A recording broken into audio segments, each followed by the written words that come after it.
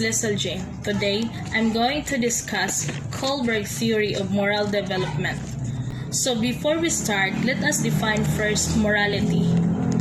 Morality defines principle concerning the distinct between right and wrong or good and bad behavior. So, we all know that there are different or many people in the world, and many of us also have different ideas of what is right and wrong. So this means that for you, you do right, but for me, it was wrong. That area could be a little bit difficult. However, there are a number of universal principles that the vast majority of people live by and accept what is right and wrong. For example, killing people. That was a heinous crime, right? And of course, all of us agree that that's not right thing to do. That's the example of universal principle of what is right and wrong. So, there is a famous psychologist named Lawrence Kohlberg, born on October 25, 1927, in Brooksville, New York. He had studied a research on expanded on the earlier work of cognitive theorist Jean Piaget to explain the moral development of children, which he believed follows a series of stages.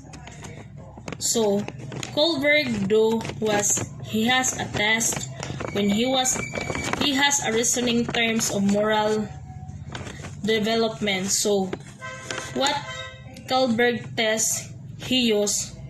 Kohlberg called the test as Hen's dilemma. So today, I want you to listen my discussion so that you can understand about Kohlberg theory of development. Kohlberg's moral development stages consist of 3 stages, each with 2 substages that mainly evolves with this development of moral in a human person. Lawrence Kohlberg believed that there is a progress which in terms of reasoning, and this shall be shown in the different levels from pre-conventional, conventional, and post-conventional. Level 1 is the pre-conventional morality.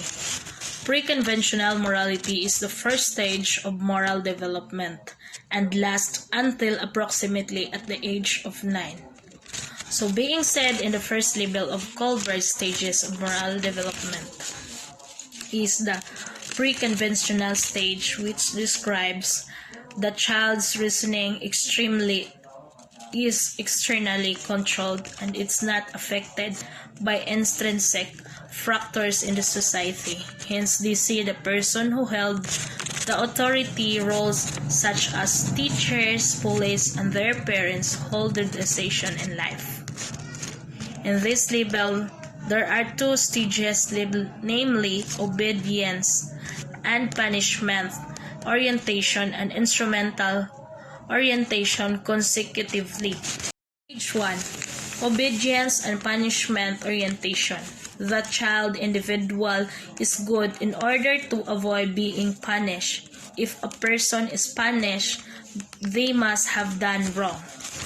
So, the former stage focused mainly on the child's desire to obey rules, thus avoiding punishment. Whenever they see someone being punished by an authority, they perceive that the action that could cause the punishment is morally wrong.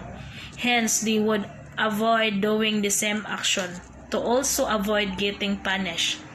Their perception of the severity of bad action is primarily based on the severity of punishment a person gets. Stage 2. Individualism and exchange.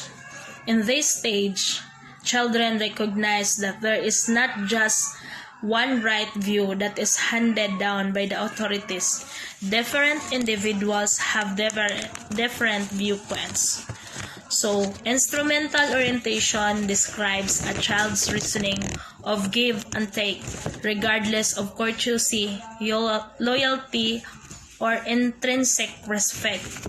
In this stage, parent could use the power of bribery and incentiveness to get their children bid on their doing, which can somehow be abusive if not beneficial.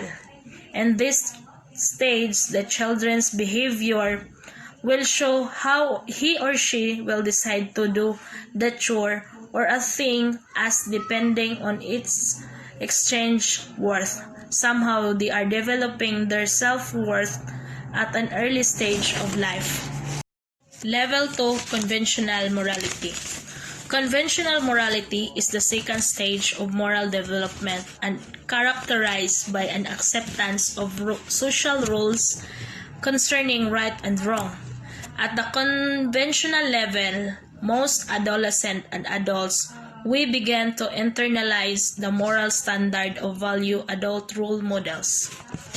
So the level 2 of Kohlberg's moral development is the conventional level, where the children's desire the approval of others and act in ways to avoid disapproval. In this level, there are 2 stages. Stage 3, the good interpersonal relationship. The children individual is good in order to be seen as being a good person by others. Therefore, answer relate to the approval for others. In this stage, where the children portrays a good and behave image to be considered as a nice person to other, gaining approval. Stage 4, maintaining the social order. The child individual becomes aware of the wider rules of society, so judgment concern obeying the rules in order to uphold the law and to avoid guilt. In this stage is the law and order orientation, where most members in the society are stuck in this stage.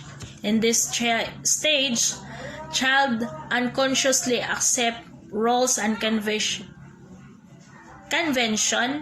because of their importance in maintaining order in the society. Unlike the stage 3, where child desires only the individual approval, here societal and community approval is more vital.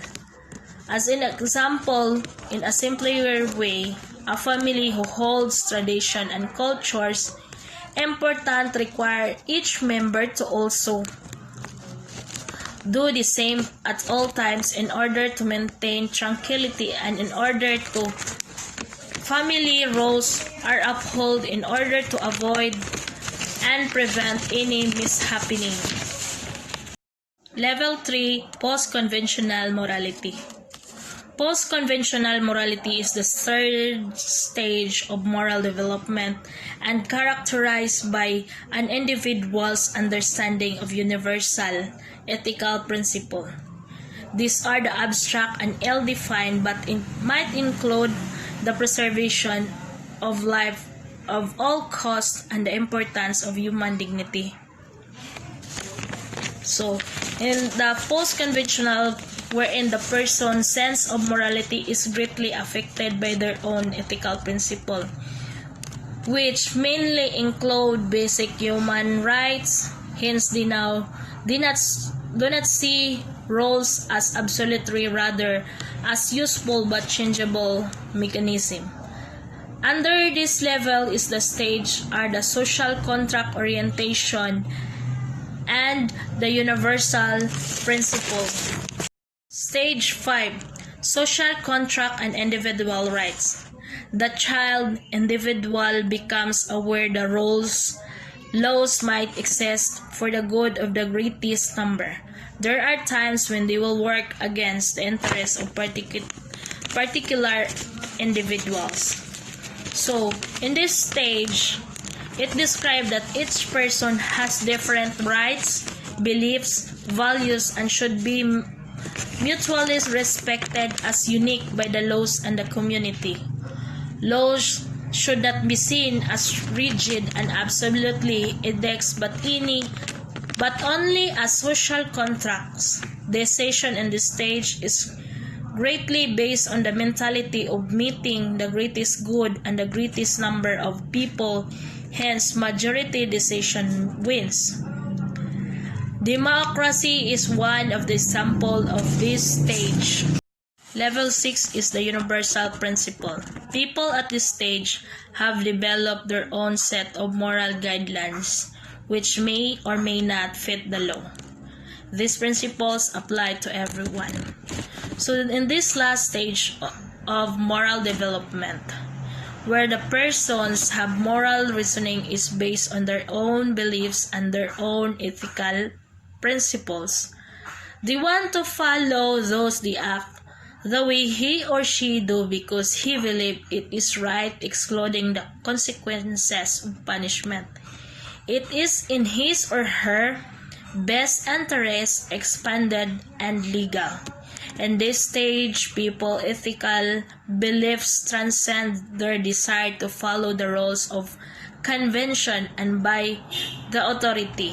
In this stage also, ethnics or even Kohlbergs believe that not so many of there aren't any statistical numbers of people who operated in this level because it is clearly difficult to neglect the laws and authorities when these are the factors that somehow define us and our capabilities as a member in the society and just follow one's ethical principle. So that's all, guys. Thank you for listening my video discussion.